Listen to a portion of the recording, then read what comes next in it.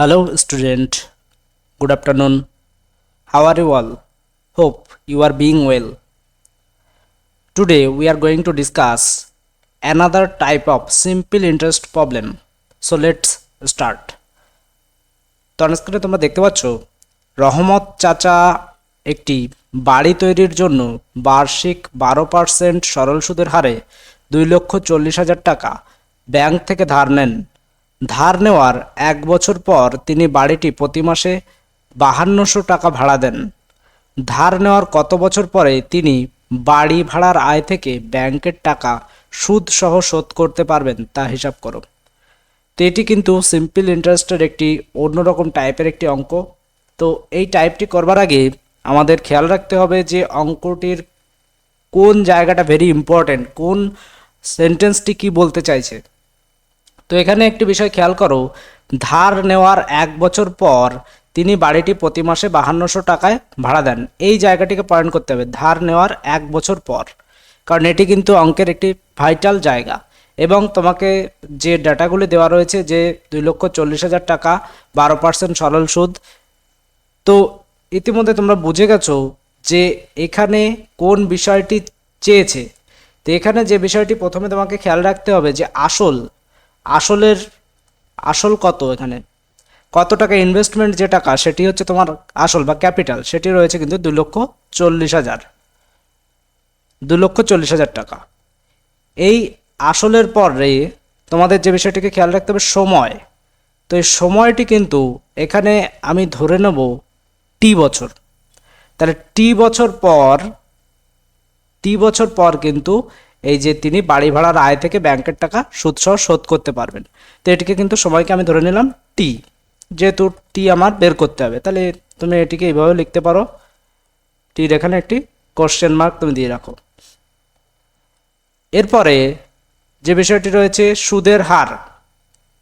তো সুদের হার এখানে কত বলা হয়েছে, সুদের হার এখানে রয়েছে, সুদের হার যেটিকে আমরা আর দ্বারা ডিনোট করি, এটি রয়েছে কিন্তু 12%। এই তিনটে বিষয় যখন হয়ে গেল তখন আমাদের মাথায় একটি বিষয় চলে আসে যে মোট সুদ বের করব। হ্যাঁ, ঠিকই বলেছো তোমরা, মোট সুদটা আমরা একবার বের করেই রাখতে পারি। তাহলে মোট সুদ আই ইজ ইকুয়াল টু, আমরা জানি পিটিআর বাই 100। তাহলে এখানে পি হচ্ছে 2,40,000, পি টি আমরা জানি না, সুতরাং টি থাকছে, আর হচ্ছে 12% বাই 100। এটি তোমরা করে রাখো এবং এখান থেকে দুটো শূন্য ক্যান্সেল আউট করে এখানে থাকছে কিন্তু 24 ইন্টু 12 যদি করা হয় তাহলে সেটি কিন্তু তোমরা পেয়ে যাবে 288,00 টি, এত টাকা। তাহলে মোট সুদ কত টাকা আমরা পেয়ে গেলাম। এরপর আমাদের যে আসল কাজ এটি কিন্তু শুরু হবে। তো এখানে যে আসল কাজ রয়েছে,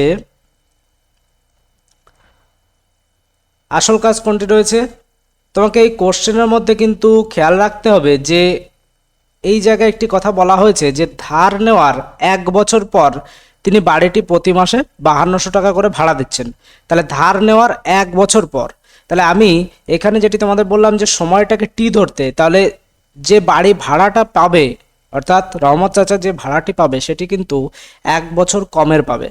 অর্থাৎ আমি যদি, যেহেতু টাকা 1 বছর আগে নিচ্ছে, তাহলে কিন্তু টাকাটি যে সুদ সেটি কিন্তু 1 বছরের বেশি হবে, এবং যেহেতু 1 বছর পর বাড়িটি ভাড়া দিচ্ছেন সুতরাং 1 বছরের টাকা কিন্তু তার কম পাবে। সুতরাং সে যে টাইমের জন্য ভাড়াটি পাবে সেটি হবে কিন্তু T-1 বছর। এটি কিন্তু তোমরা একটু নোট করে নেবে, এই জায়গাটি ভেরি ইম্পর্টেন্ট, এই অঙ্কটির ভেরি ইম্পর্টেন্ট জায়গাই হচ্ছে এটি। এরপরে চলে আসো, তোমাদের আমি এটিকে আলাদা একটা স্লাইডে দেখাচ্ছি, এই বিষয়গুলি রয়েছে এখানে, এবং পরের স্লাইডে তোমাদের আমি শুধুমাত্র দেখাবো যে বাড়ি ভাড়াটা সে কত পাচ্ছে। তাহলে বাড়ি ভাড়া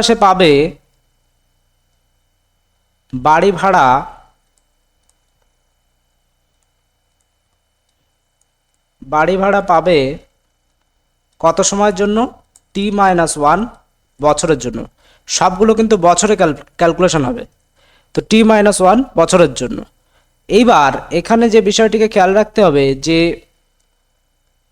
5200 টাকা, অতএব T-1 বছরের মোট ভাড়া তাহলে মোট ভাড়া কত হবে? T-1 বছরের মোট ভাড়া হবে 5200। এটি তো এক মাসে পাচ্ছে, তাহলে এটিকে যদি বছরে কনভার্ট করতে হয় তাহলে 12 দিয়ে গুণ করব, এবং T-1 বছরের ক্ষেত্রে তাই T-1 দিয়ে কিন্তু এটিকে আমরা গুণ করে দেব। তো এখানে কিন্তু যে অ্যান্সারটি চলে আসবে সেটি আসবে কিন্তু 62400 ইন্টু T-1, এবং এটিকে যদি আমরা ভাঙাই তাহলে 62400T মাইনাস 62400, এটি কিন্তু আমরা এত টাকা কিন্তু আমরা পাবো। এরপর আমাদের যে কাজটা করতে হবে, তাহলে এই যে টাকাটি আমরা পেলাম এই টাকাটি দিয়েই তো আমাকে বাড়ি ভাড়ার যে সুদ সহ যে টাকা হয়েছে সেটিকে শোধ করতে হবে। অর্থাৎ এটি তো এই যেটি আমি তোমাদের একটু আগে দেখালাম 2880T, এই টাকাটি তো শুধুমাত্র যে 2880T যেটি আমরা পেলাম এটি কিন্তু এই 24,000 টাকার টি বছরের শুধুমাত্র সুদ। তাহলে আমাকে আসলটাও তো শোধ করতে হবে। তাহলে এই ক্ষেত্রে আমার যে একটা ইকুয়েশন করতে হবে, শর্তানুসারে আমি করতে পারি, শর্তানুসারে